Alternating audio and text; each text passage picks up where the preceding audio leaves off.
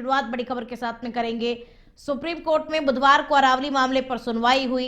इस दौरान supreme court ने अपने अंतरिम आदेश को बरकरार रखा है और पिछली सुनवाई में सुप्रीम कोर्ट ने अपने ही फैसले पर अंतरिम रोक लगाई थी और वहीं सुनवाई के दौरान चीफ जस्टिस सूर्यकांत ने कहा कि रोक बावजूद भी अवैध खनन चल रहा है और इससे ऐसे हालात बनेंगे जिन्हें सुधार नहीं सकेंगे।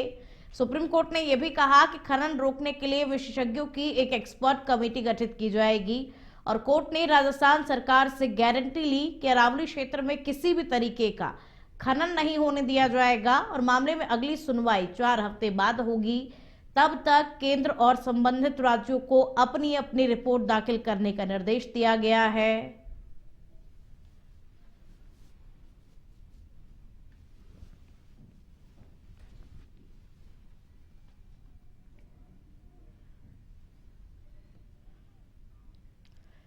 मुख्यमंत्री भजनलाल शर्मा की अध्यक्षता में बुधवार को मंत्रिमंडल की बैठक आयोजित की गई, जिसमें अशांत क्षेत्रों में किराएदारों के अधिकारों के संरक्षण के लिए विधेयक लाने, एरोस्पेस और रक्षा विनिर्माण के साथ ही सेमीकंडक्टर के क्षेत्र में नई नीतियों के अनुमोदन सहित कई महत्वपूर्ण फैसले किए गए। बैठक के बाद मंत्री राज्यवर्धन सिंह राठौड़ और मंत्री जोगाराम पटेल ने संयुक्त रूप से अहम फैसलों की जानकारी दी और सरकार की नई औद्योगिक और तकनीकी योजनाओं का खाका भी पेश किया। मंत्रियों ने बताया कि प्रदेश में जल्द ही राजस्थान एरोस्पेस और डिफेंस पॉलिसी लागू की जाएगी। तो प्रदेश में जल्द राजस्थान एरोस्पेस और डिफेंस पॉलिसी लागू होने वाली है। बस कुछ ही समय का इंतजार, उसके बाद में पॉलिसी लागू हो जाएगी।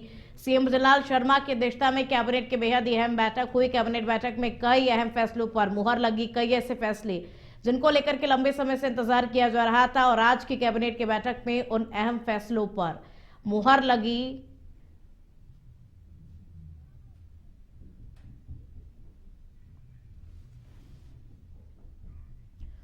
प्रयागराज में एयरफोर्स का ट्रेनिंग एयरक्राफ्ट क्रैश हो गया। एयरक्राफ्ट हवा में उड़ते उड़ते डगमगाया और फिर तालाब में गिर गया। 2 सीटर एयरक्राफ्ट में सवार दोनों पायलट सुरक्षित है और हादसे का वीडियो भी सामने आया है। इसमें पैराशूट के साथ एयरक्राफ्ट गिरते हुए दिखाई दे रहा है। हादसा बुधवार दोपहर 12 बजे केपी कॉलेज के पीछे हुआ। ये शहर के बीचों बीच का इलाका है और तालाब से सटा हुआ है। स्कूल और रिहायशी कॉलोनियां भी यहाँ पर है और यहीं से माघ मेले की दूरी करीब 3 किलोमीटर की ही है और हादसे के तुरंत बाद आसपास के लोग मौके पर पहुंचे। प्रत्यक्षदर्शियों ने बताया कि एयरक्राफ्ट क्रैश होने से पहले दोनों पायलट पैराशूट से कूद गए और तालाब में गिरे। वहां दलदल में फंस गए थे, जिन्हें स्थानीय लोगों ने बाहर निकाला। थोड़ी देर में सेना का हेलीकॉप्टर भी पहुंच गया। हालांकि जिस तालाब में विमान गिरा है वहां चारों तरफ जलकुंभी उगी हुई है और ऐसे में एयरक्राफ्ट तक कोई भी टीम नहीं पहुंच पाई। फायर ब्रिगेड और रेस्क्यू टीम मौके पर पहुंच गई है। गनीमत यही है कि इस हादसे में दोनों पायलट जो है वो सुरक्षित बच गए हैं।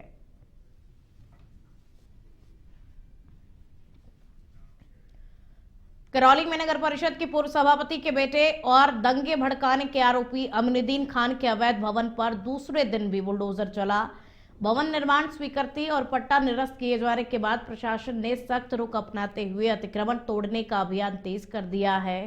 अंबेडकर सर्किल स्थित भवन को जेसीबी की सहायता से तोड़ा गया। कार्रवाई के दौरान एडीएम, एएसपी सहित भारी पुलिस बल मौके पर तैनात रहा।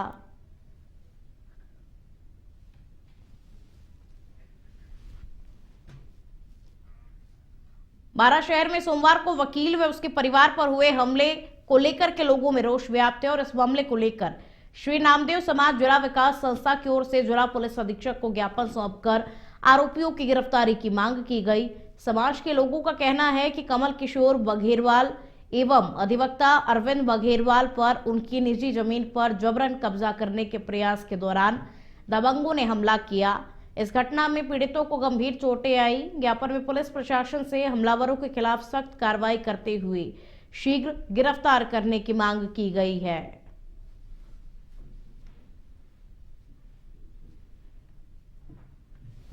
आतताइयों ने हमारे समाज के वरिष्ठ वयोवृद्ध ध्वजमल जी बघेरवाल के परिवार की खाते की जमीन स्थित है। विगत 2 दिन पहले उनके सुपुत्र कमल किशोर जी के सुपुत्र अरविंद जी जो कि एडवोकेट हैं, 12 और उनसे छोटे राजेंद्र जी। ये तीनों लोग सुबह जब इनको पता चला कि इनकी निजी खाते की जमीन पर अज्ञात व्यक्तियों द्वारा कब्जा किया जा रहा है। और अब खबर बालोतरा से है, जहां समदड़ी थाना क्षेत्र के कर्मावास गांव में दो पक्षों में झड़प हो गई। इस दौरान एक व्यक्ति ने लोहे के सरिये से कार पर हमला कर दिया। इस दौरान कार चालक ने भी हमला कर रहे व्यक्ति पर कार चढ़ाने का प्रयास किया। घटना का वीडियो मौके पर मौजूद किसी व्यक्ति ने बना लिया। वहीं मामले की जानकारी मिलते ही समदड़ी पुलिस ने जांच शुरू कर दी है और पुलिस वायरल वीडियो के आधार पर दोनों पक्षों की पहचान और विवाद के कारणों की गहनता से जांच कर रही है।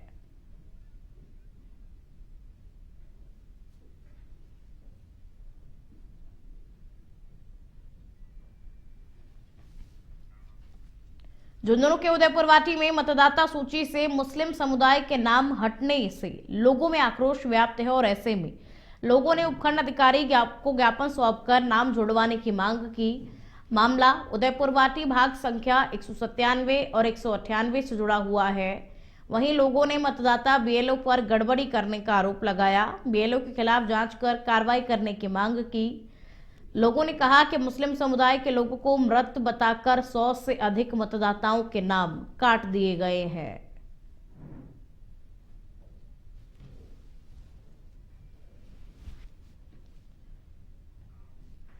और आप खबर धौलपुर के राजाखेड़ा से है, जहां बसई घियाराम गांव में एक सनसनीखेज मामला सामने आया है, जहां एक बेटे ने अपनी ही मां को पत्थर से पीट पीट करके मार डाला। घटना के बाद पूरे गांव में दहशत का माहौल बन गया। सूचना मिलते ही राजाखेड़ा पुलिस मौके पर पहुंची और शव को पोस्टमार्टम के लिए भिजवाया। आरोपी बेटे को हिरासत में ले लिया गया है और प्रारंभिक जानकारी के अनुसार वो मानसिक रूप से डिस्टर्ब बताया जा रहा है। पुलिस फिलहाल मामले की जांच कर रही है और हत्या के कारणों का पता लगाने में जुटी हुई है।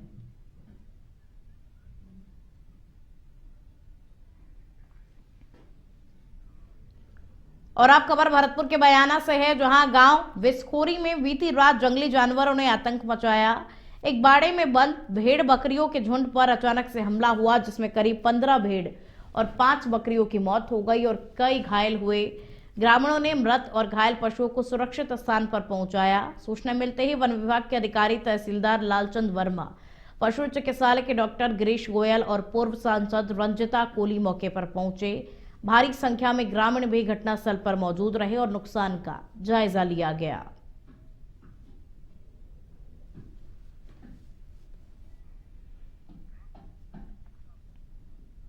और अब बढ़ेंगे मुख्यमंत्री विष्णुदेव साय की अध्यक्षता में बुधवार को हुई मंत्रिपरिषद की बैठक में कई अहम फैसले लिए गए, जिनकी जानकारी उप मुख्यमंत्री अरुण साव ने दी। कैबिनेट ने छत्तीसगढ़ आबकारी नीति 2026-27 को मंजूरी देते हुए इससे जुड़ी सभी कार्यवाहियों के लिए विभाग को अधिकृत किया है। नवा रायपुर अटल नगर में उच्च स्तरीय शिक्षा को बढ़ावा देने के लिए प्रतिष्ठित संस्था SVKM को सेक्टर 18 में 40 एकड़ जमीन 90 साल के लीज पर दी जाएगी, जहां NMIMS की स्थापना होगी, जिसे NIRF 2025 में 52वां स्थान मिला है। और इसके साथ ही नवा रायपुर में 4 नए उद्यमिता केंद्र खोलने के लिए STPI के साथ MOU को मंजूरी दी गई है, जिसमें IT और ITS, AI, medtech, smart city और स्मार्ट एग्री जैसे क्षेत्रों में अगले 3 से 5 साल में 133 स्टार्टअप्स को बढ़ावा मिलेगा। और वहीं प्रदेश के सभी सरकारी अस्पतालों, CHC और PHC में लैब सुविधाओं को मजबूत करने और सेवाओं के विस्तार का भी फैसला लिया गया है। बैठक में अनेक महत्वपूर्ण निर्णय लिए गए हैं, जिसमें मंत्रिपरिषद द्वारा छत्तीसगढ़ आबकारी नीति 2026-27 के प्रस्ताव का अनुमोदन किया गया है। इससे संबंधित समस्त अनुसांगिक कार्यवाहियों के लिए आबकारी विभाग को निर्णय लेने के लिए अधिकृत किया गया है।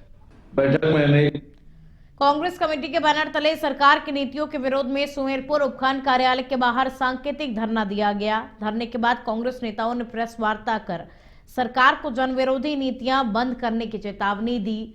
धरना ब्लॉक अध्यक्ष नेपाल सिंह पावा के नेतृत्व में आयोजित किया गया, जिसमें विधानसभा प्रभारी मकसूद अहमद एवं सुमेरपुर से कांग्रेस के पूर्व विधायक प्रत्याशी हरिशंकर मेवाड़ा के नेतृत्व में बड़ी संख्या में कार्यकर्ता मौजूद रहे।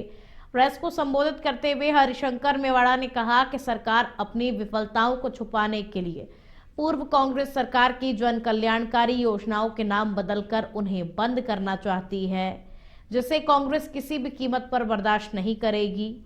उन्होंने आरोप लगाया कि 125 दिन रोजगार देने की बात कही जा रही है, जबकि गांवों में 40 दिन का काम भी नहीं मिल रहा, जिससे ग्रामीण मजबूरी में शहरों की ओर पलायन कर रहे हैं। उन्होंने चेतावनी दी कि यदि यही हालात रहे तो कांग्रेस आंदोलन करेगी।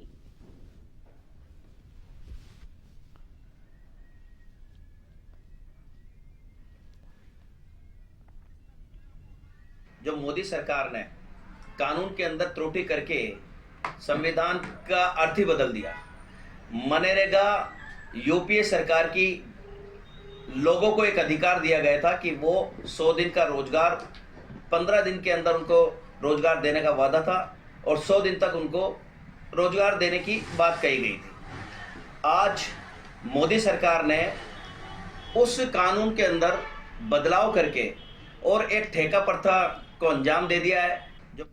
बालोतरा जिले में एसआईआर के तहत मतदाता सूची से नाम गलत तरीके से हटाए जाने को लेकर सांसद उम्मीदाराम बेनीवाल, जिला अध्यक्ष प्रियंका मेघवाल, विधायक हरीश चौधरी और पचपदरा के पूर्व विधायक मदन प्रजापत ग्रामीणों के साथ कलेक्ट्रेट पहुंचे और कलेक्टर सुशील कुमार को ज्ञापन सौंपा। नेताओं ने बताया कि एसआईआर प्रक्रिया में जिले से 47,669 मतदाताओं के नाम ड्राफ्ट सूची से हटाए गए हैं, जिनमें सबसे ज्यादा 17,241 नाम बाड़मेर विधानसभा के हैं और जबकि बालोतरा जिले में भी बड़ी संख्या में मतदाताओं के नाम काटे जाने का आरोप है। कांग्रेस नेताओं ने इसे भाजपा सरकार और प्रशासन की साजिश बताते हुए कहा कि एक वर्ग विशेष को निशाना बनाकर फर्जी आपत्तियों के जरिए मतदाताओं के नाम हटाए जा रहे हैं, जो लोकतंत्र पर सीधा हमला है। मदन प्रजापत ने कहा कि जिन मतदाताओं का सत्यापन पहले ही बीएलओ द्वारा किया जा चुका है, अब उन्हीं के खिलाफ आपत्तियां मंगवाई जा रही हैं, जो कि नियमों के खिलाफ है। नेताओं ने फर्जी आपत्तियों पर रोक, निष्पक्ष जांच और दोषियों पर कार्रवाई और कटे नामों की बहाली की मांग की और साथ ही चेतावनी दी कि यदि मांगे नहीं मानी गई तो धरना प्रदर्शन और लोकतांत्रिक व कानूनी संघर्ष किया जाएगा।